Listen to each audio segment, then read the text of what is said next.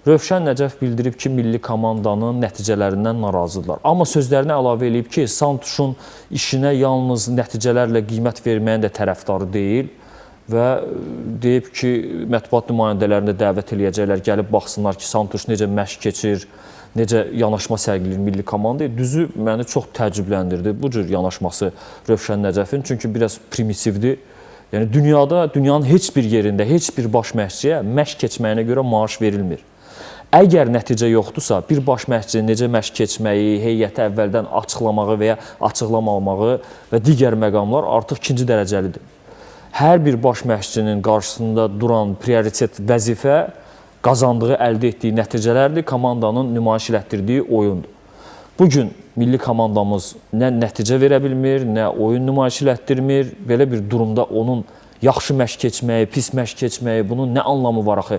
Ümumiyyətlə, kim bu primitiv formada izah eləyib reallıqları Rövşən Nəcəfə, o da maraqlıdır.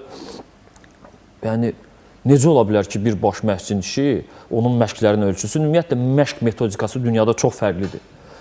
Məsələn, deyirlər ki, Ancelotti taktikaya o qədər də çox önəm verən adam deyil, daha çox futbolçularla, fərdi söhbətlərlə, ümumi nəzəriyyə ilə və təbii ki, o ekstra səviyyəli futbolçuları götürməklə nəticəyə nail olur. Guardiola'nın öz üslubu var, bir başqa məşqçinin öz yanaşması var.